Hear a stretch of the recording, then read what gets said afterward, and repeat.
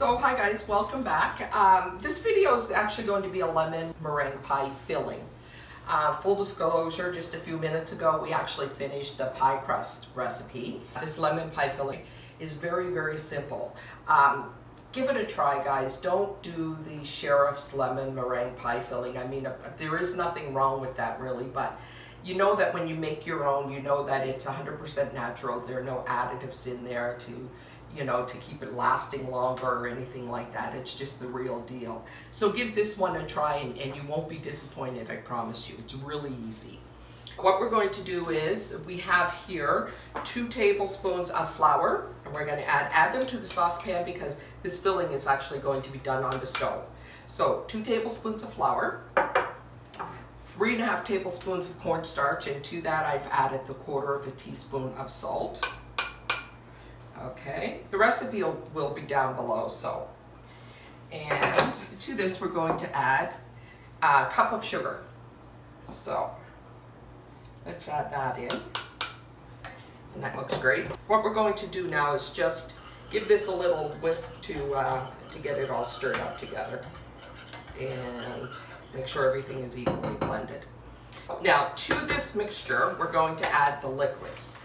One of the things that I wanted to show you, this is lemon that I've already squeezed, but one of the things I wanted to show you is this lemon squeezer that I've just started using recently. It's this more citrus squeezer. I used to use the one that, the juicer that was actually, you press down on and twist, but I found that was a little hard on my fingers. This one here is, and it works way better than that one. You get so much more juice out of it. So if you like, I can put the link to it down below where I got it. It's very inexpensive. It's a lot easier on your hands too, believe it or not, if you have arthritis, which I do. Perfect, that's done. And now to this, what we're going to add is this lemon juice. I have this scale, and I actually purchased this scale a long time ago, maybe 10 years or so, from Canadian Tire. And often when I'm cooking or baking, it's better to use a scale because it's so much more accurate. And for this recipe here, it calls for 2 ounces. Now you can use a 2-ounce shot glass even if you want, for that matter. But I'm just going to measure it up on this. And again, I can put the link below if you want. I think the scale cost me like 10 bucks. And it does it in ounces, pounds, kilograms, and grams. Let's get our 2 ounces here. Real easy. Okay, a little over, but that's fine. I'm good with that. And I'm going to move things aside so it just clears the room a little bit that you can see. And I'll take that off and turn it off. We need 1.5 cups of water, which I have here. So I'm just going to put the 2 ounces of lemon juice in with this water.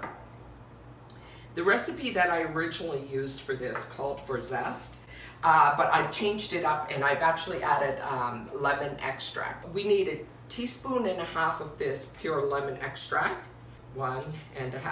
Very simple. Whoops, splashing everywhere. And to this, we're also going to add the vanilla. Just 1 teaspoon of the vanilla to this, okay? There we go. And very simple, done. And the rest of this we actually do on the stove. Yeah, we cook it on the stove, okay? I'm gonna mix this up, add it into this here mixture, and then I'm going to take this to the stove to cook up and thicken. Now the other things that the other items we're going to need for this recipe, which I've already measured out here, is we need butter, so that's 2 tablespoons of butter. We need 4 egg yolks. That's where the color comes from. It's no artificial color. This is where your color comes from. And 6 tablespoons of sugar. Now the 6 tablespoons of sugar and the 4 whites from these yolks are how we're going to make our meringue. So we'll get to that in a minute. But if you want to follow me to the stove here, we'll cook this up and you can see how beautiful it looks. So we've got everything all set up here. We've got it on medium heat. And what we're going to do is we're just going to continue to stir this, and it will eventually thicken.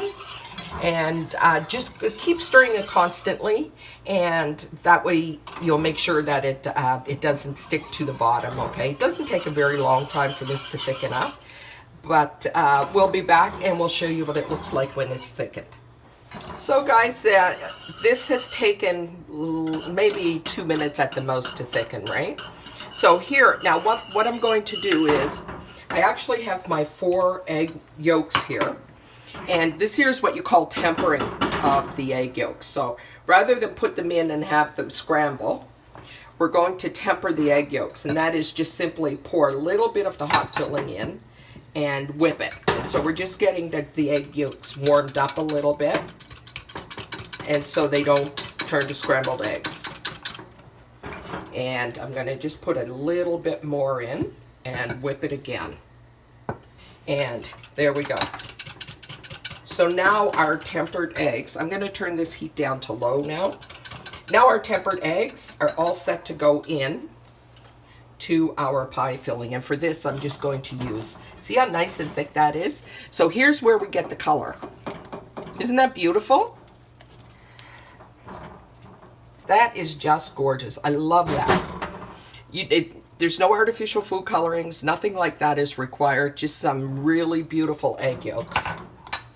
And that will give us the only color we need.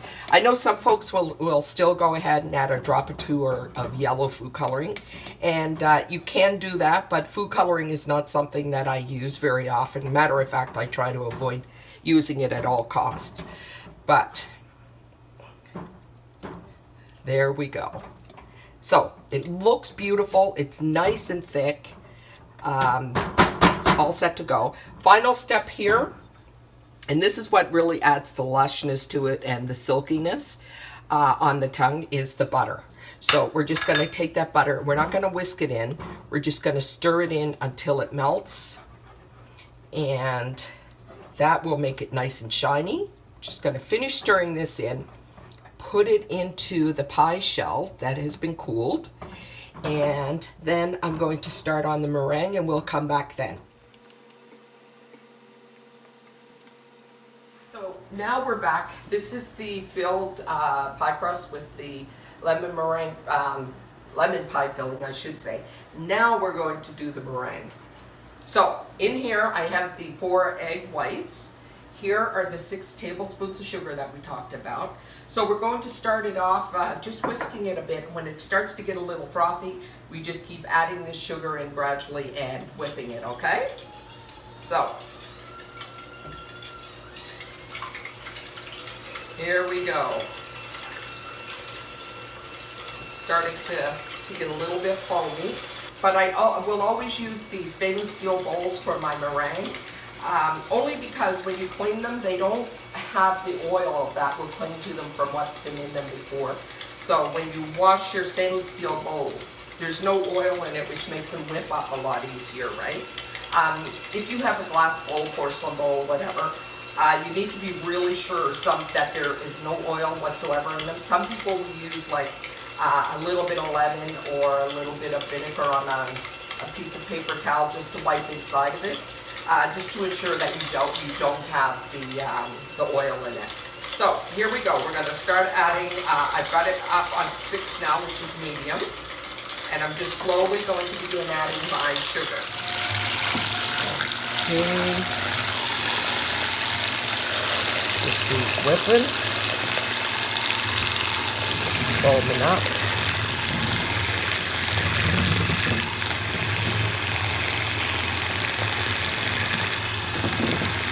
Some people will actually use cream of tartar, a little bit of cream of tartar in their egg whites when they're whipping them up for the meringue. I haven't done that. So I find that just the eggs and the whites work just fine. So we're getting a nice little bit of foam here. So we're going to just start to gradually add the sugar in. Maybe a tablespoon or 2 at a time. Okay. This is my my Breville hand mixer, actually. I just purchased this not too long ago. I really like it. It comes with 2 different set of beaters. One is for beating, which I have here. The other one is for whisking, which I could have also used here. Believe it or not, it's actually quite quiet. Sometimes I will be using it in the kitchen and my husband doesn't hear in the family room, so it's actually quite quiet.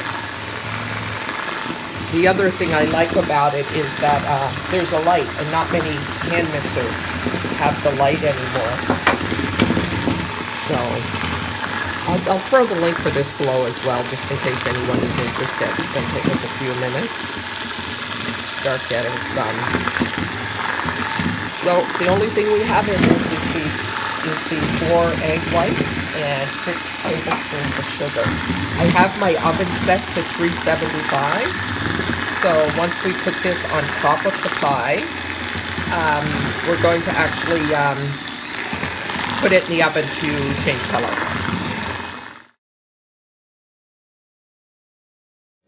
We got nice thick meringue here. So I'm going to put it on the pie, and you can come back and see what it looks like. We're going to pop it in the oven and just let the meringue brown, and we'll come back and show you that as well. So we're going to bring it right to the edge because we want to seal it, okay? So make sure you bring it to the edge to seal the meringue to the crust.